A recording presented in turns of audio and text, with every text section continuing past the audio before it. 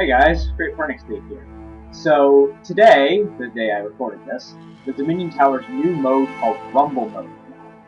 And if you don't know what Rumble Mode is, it's basically they take any boss in the tower, whether it be Vance from Klaus or Mezel Mad or just anyone really, and throw them against you and a team of 5. It's a lot of chaos. So before we get into Rumble Mode and what it actually is, let's just make sure I'm on mute. Be awful embarrassing if I was on Capital World of this new mode, pretty much. And my PC lags due to the influx of the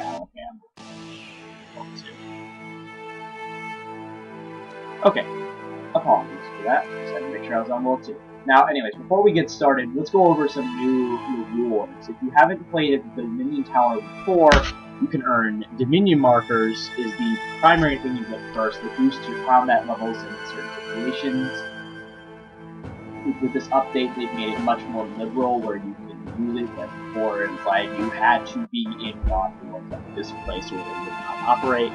So let's get some rewards today.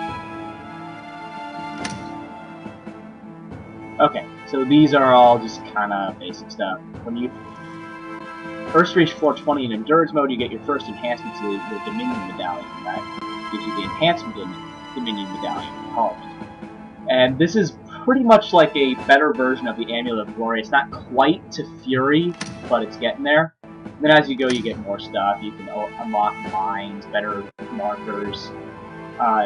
Dread Nips are a personal favorite of mine. Special gloves, stage 4 marker, and then these are the new things. A new version of the Dominion Medallion, and a new title if you survive 45 minutes.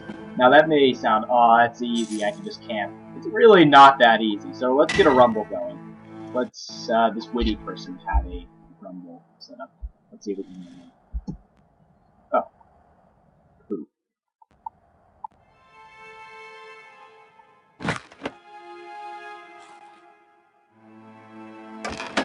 I didn't miss one.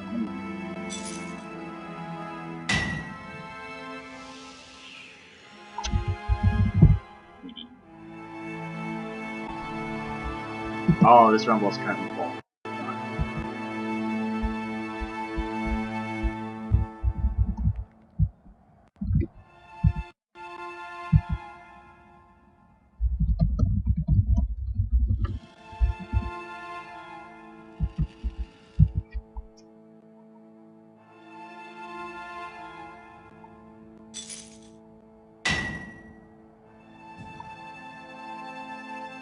Alright, so let's start a rumble. Sorry about that, I thought we were going to get to join a rumble. Alright, so 5 players, you can set it so it's either solo or whatever. You can set it so there's a combat level so you don't get fresh blood from the tower coming at you, and set a pin in case measures 1 and 2 fail. Now, when you start, you're going to arrive at the top of the tower. This does not count towards the top of the tower achievement.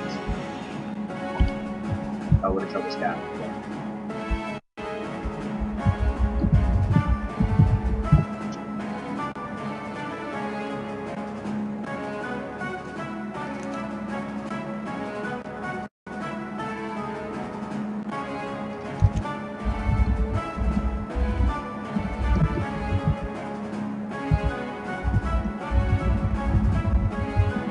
Alright, so let's duo it.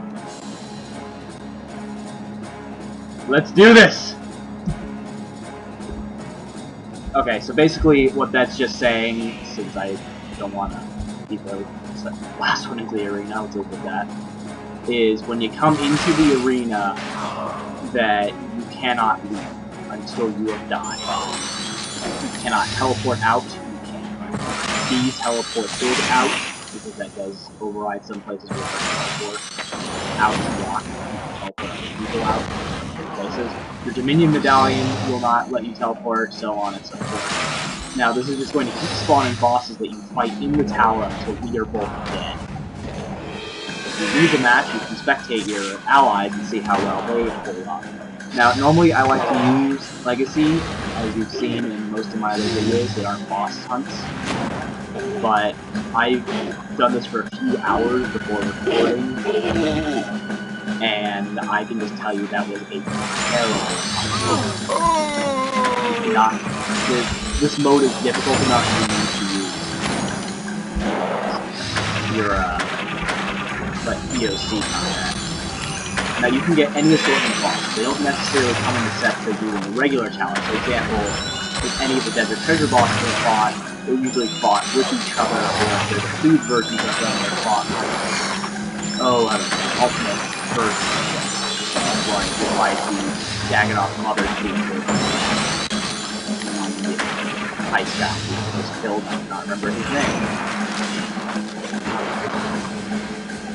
Now, volatile orbs are a mixed bag. Sometimes they're really dang helpful. I mean, that one orb over there just get away from me! Maybe like got gift of age, but that one right there is really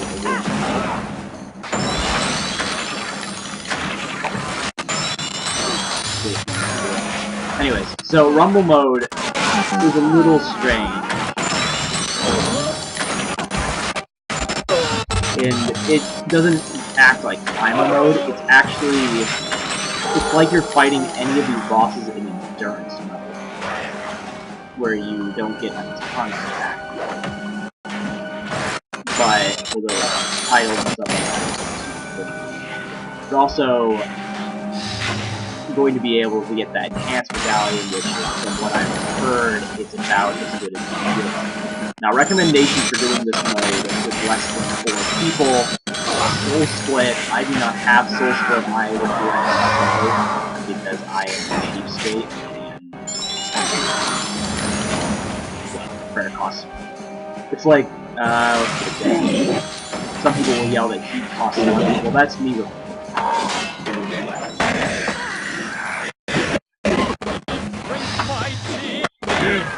Now, when you die, you have 2 options. And you'll see this when I do die, but I figured I'd cover it in to get into the real meat of this mode. I'm not going to be talking a lot. I'm going to be maybe cracking a joke.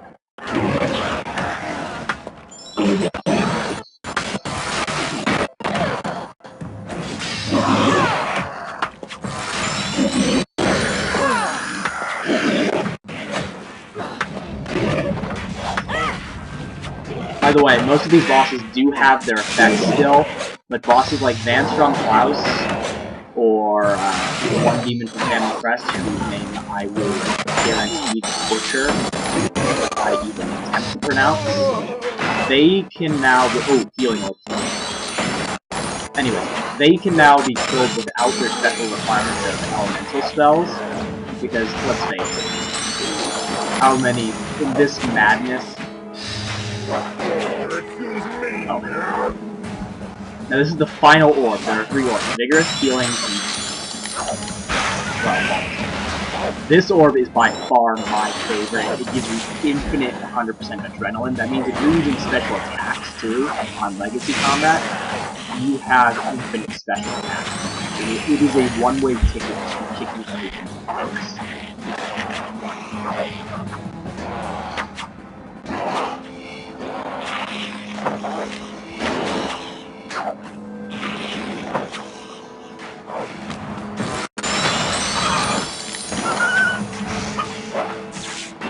Looks like I'm last man standing.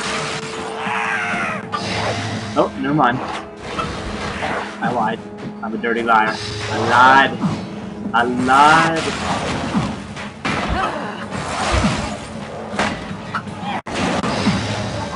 Now, I tend to just have some base. I know people have like their whole Revolution set up, and I'm bound to get yelled at by one person for not having my bar set up like that.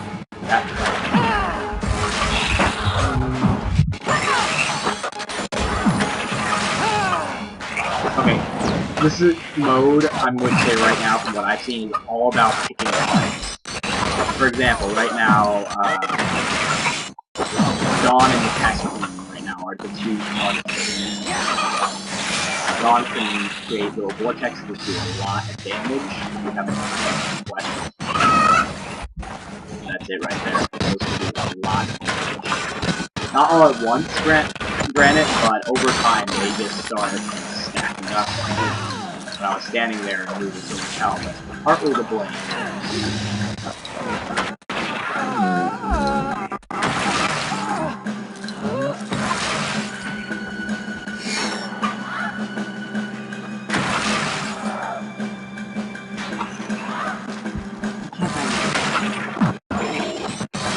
Sorry, I'm not being as funny as I could be in this video.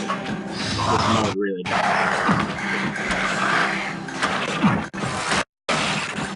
Now, key targets are all going to be the highest level boss monsters, the bosses from First Red Rewards especially. If Nomad, though, is around, he takes higher precedence.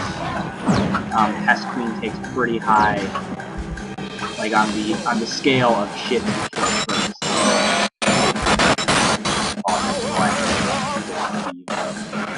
Got our title down. So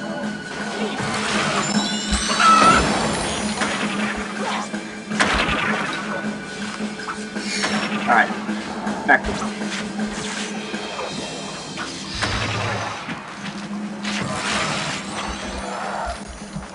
Now, my recommendation when you go in here is, you can have a team of 5, but have at least one person in hybrids. And by that, I don't mean they're wearing hybrid armor. I'm talking they have all 3 weapon types. That way, in case they get tagging off from others, you can quickly switch combat styles and eliminate them because they are not a serious threat initially, but when you get into these big kind of clusters, they're like that. And trust me, this is not my opinion. This is entirely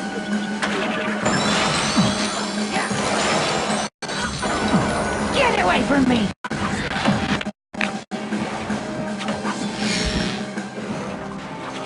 Also, shields really help. I mean, I'm not sure why there's this stigma of shields suck. I mean, I got my Dragon Fire. Most of them having to do with a certain dragon from Dragon Slayer, who shall not be named, but is the bane of my living existence.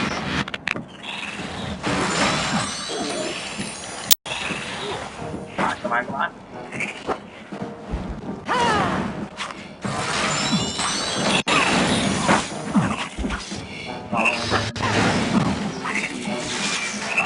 Be gone!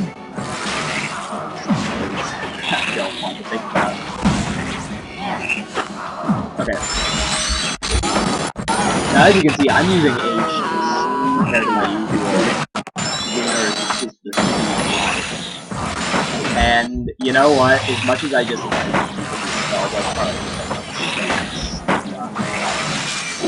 back when I started playing that was attached to Ancient, where players used it.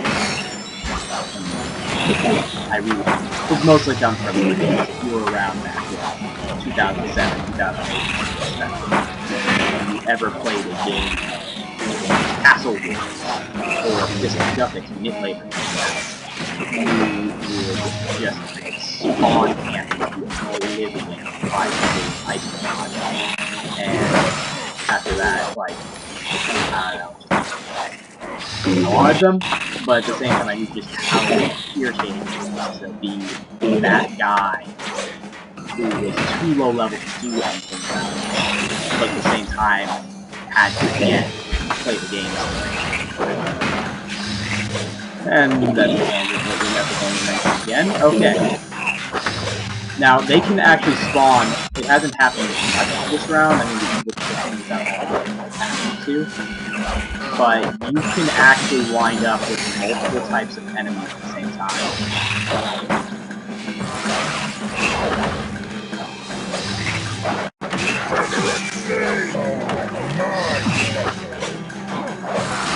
Invincible.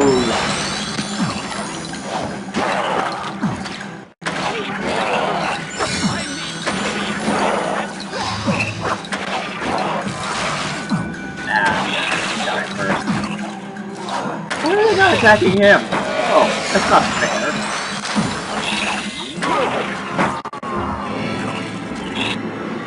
Okay, so I have died.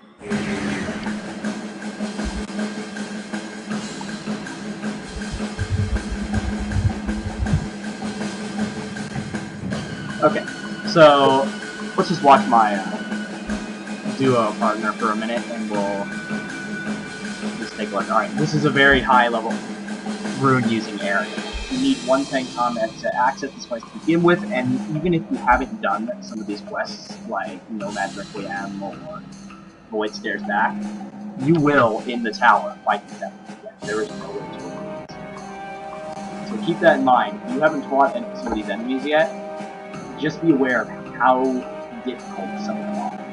And the higher teams you get, the more enemies that spawn, yes, but I actually find the easier it is, because you can take out the troublesome the high target monsters like Pest Queen.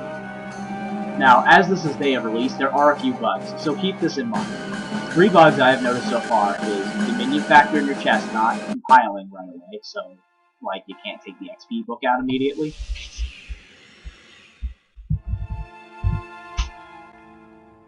Then another bug is if you have one comrade left in the tower, like actually still doing the minigame, and they don't die, like within, I think it's 20 seconds or something after you die, then the Pest Queen, King, whatever the hell is attacking you, will still continue, like whatever was attacking you when you left, will still take minimal, like only like 50 or maybe 20 every now and again, but you'll still take a little bit of damage when you exit the tower.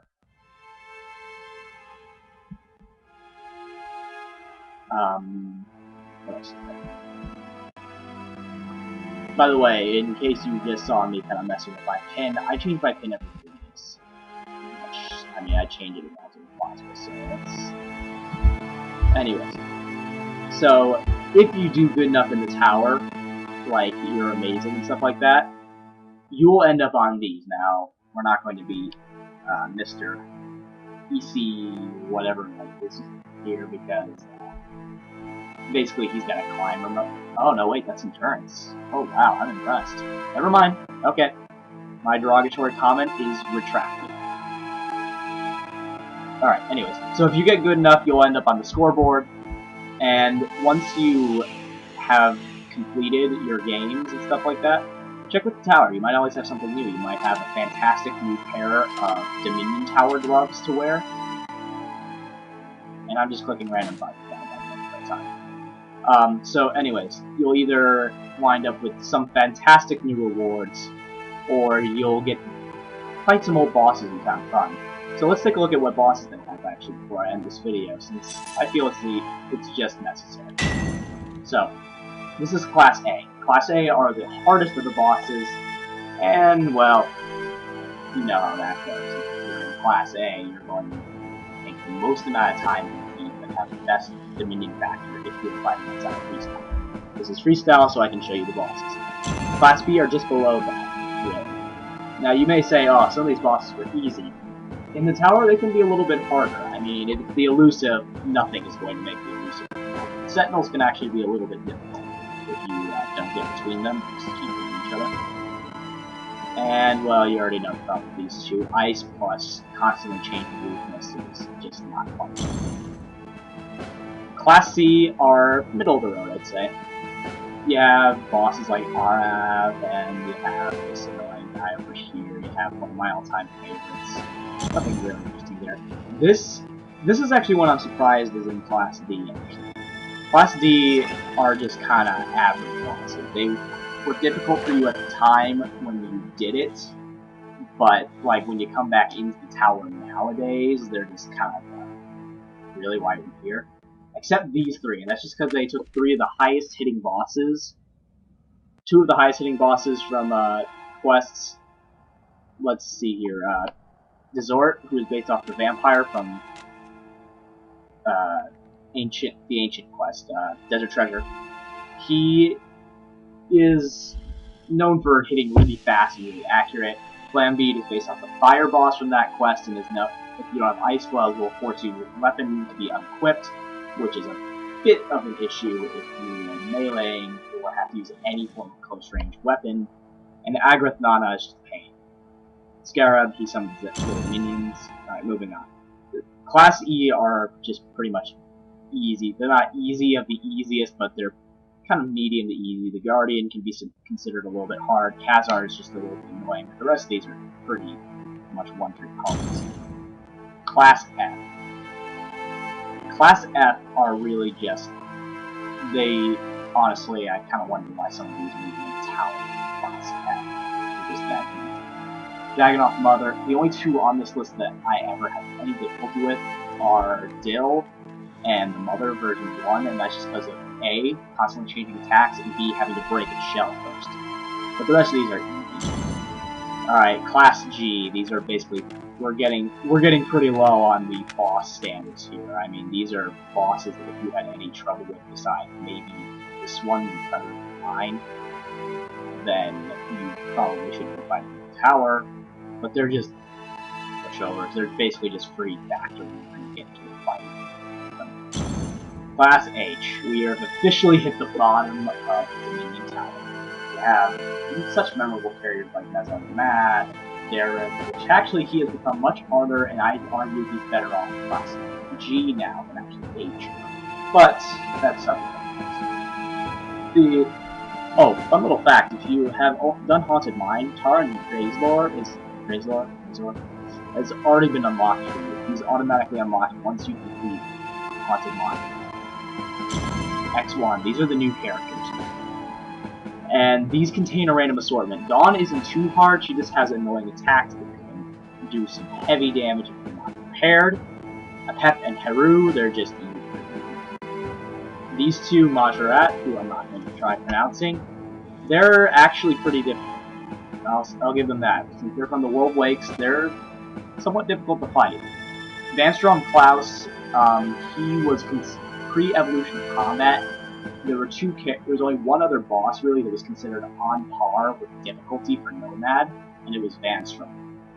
Char is, if you ever fought the Queen Black Dragon, you're going to have no issue with her. Khazard and Lucian.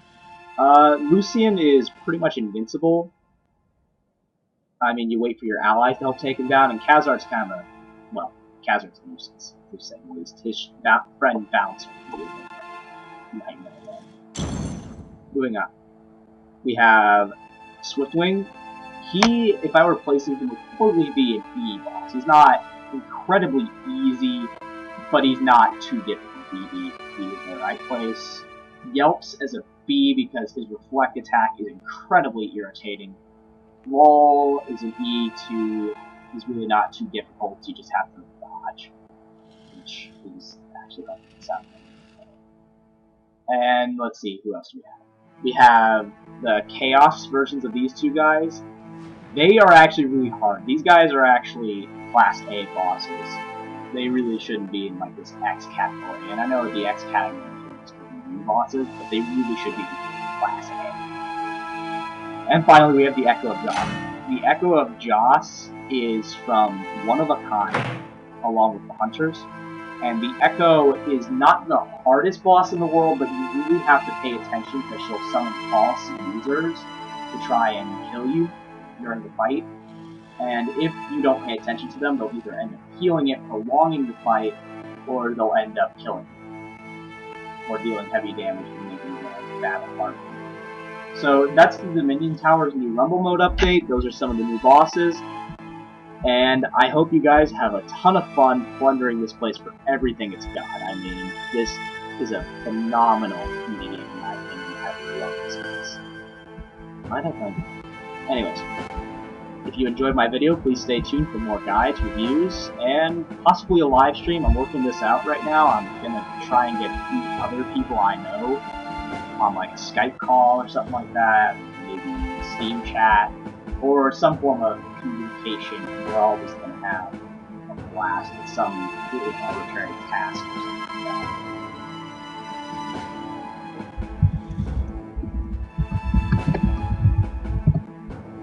Yeah, we really can't get done without food. Alright, thank you for watching. Please tune in next time. I'll have another informative guide. At the time of recording, I do not know which guide I'm going to upload next, but I'm thinking it has to do with the Elf City, and it's probably going to have to do with the See you next time.